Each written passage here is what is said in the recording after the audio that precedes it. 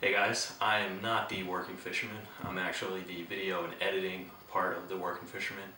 My dad does the fishing and I do all the video editing, things of that nature. We've been getting a lot of comments recently about GoPro setups, what our setup is. I know we did a video on it earlier in the year, but that was kind of a summary video. We weren't very specific, so got some questions here, some things some guys wanted to know. And number one was, how do I charge my GoPro and record video at the same time? If you've tried ever plugging your GoPro into your computer, you realize it won't charge and it won't shoot video at the same time.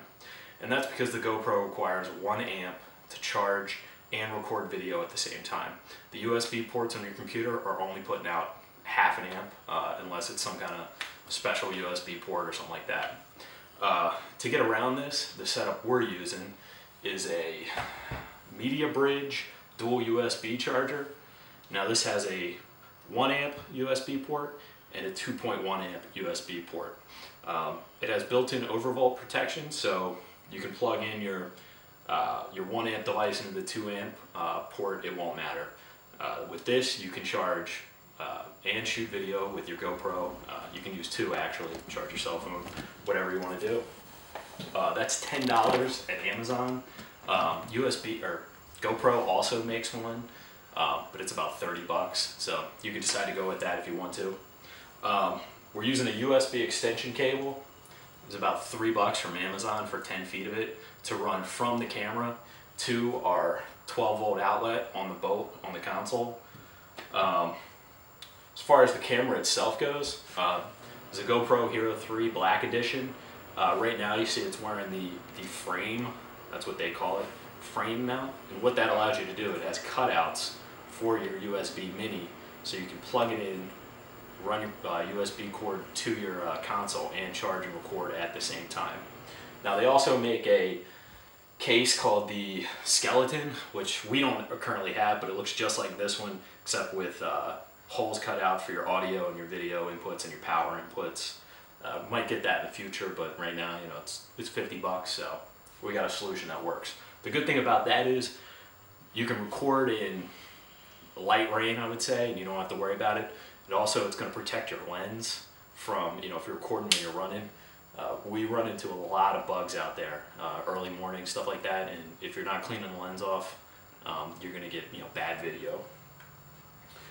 A lot of guys have been asking, how can I record video, if I'm shore fishing or wet wading or canoeing or belly boating. And for that, we use the Limeade. This is the XL180.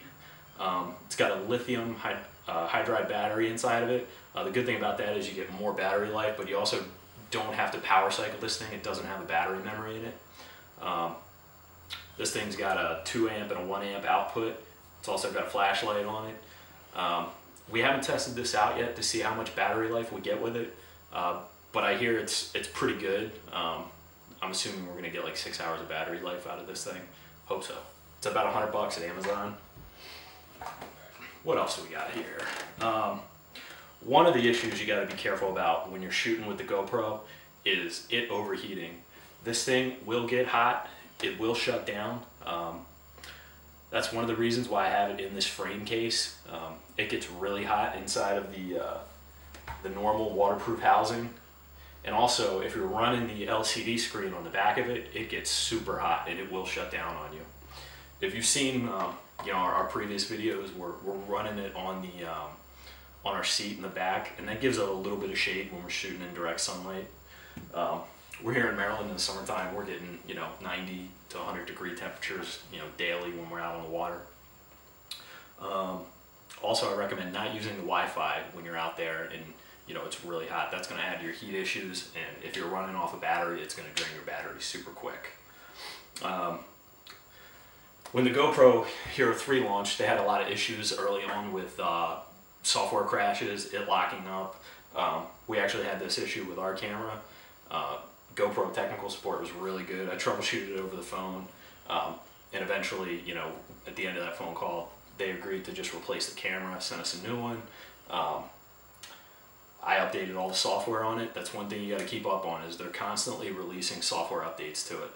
And that will fix a lot of these little bugs that are causing your camera to shut down, causing it to overheat. It all helps. So make sure you're updating your software on there. It works on PC and Mac. I currently update it on PC because it's just a little bit easier than the Mac version of the website. Let's see here. Inside of this thing, we're using a 64 gigabyte micro SD card. You want to use a class 10 better. Class 10 or better, just so you know, if you're shooting in a really high resolution, you know, the camera can actually write fast enough to that SD card so that, you know, you don't have any kind of video distortions or anything like that, audio sync issues. For our editing, we're using iMovie and Final Cut Pro. I just prefer to edit on a Mac. I think it's a little bit easier. I also have Adobe Premiere, and I hear Sony Vegas is good too. Adobe Premiere and Sony Vegas, they're a little bit more expensive than iMovie and Final Cut Pro.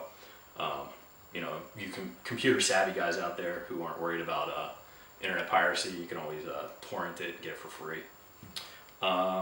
Let's see, lastly, we are, I'll go over video settings again. We found that 1080p, 30 frames a second, and shooting in wide angle works the best. You know, we're trying to capture you know, the fish strike, you know, and the whole battle through the landing and everything. That works pretty good. This kind of eliminates some of that GoPro fish bowling. You still get that distortion close up to the lens, I'd say within, you know, 1 or 2 feet of it, but you know, for our applications, we're not doing that, so it's not a big deal. And with this setup, we're getting about 6 hours and 45 minutes in total record time on one 64 gigabyte card.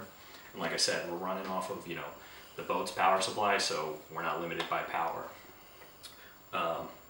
You know, I find this is a much better solution overall than going with, you know, buying multiple batteries, because the benefit is, you know, one, we're not having to buy GoPro batteries, which I'm not sure how much they are, I didn't check, but they're pretty expensive because you're gonna have to buy, you know, 3 or 4 of them if you want to go fishing all day, and you got to swap them out. You know, we set it up in the morning, it's set it and forget it, you can fish all day. That's basically it, guys. If you have any more questions, just, you know, hit my dad up on the forums, you know, leave a comment at the video, you know, check us out on Facebook, Twitter, you know, we're checking all that. So if you got any questions, just shoot them to us, you know.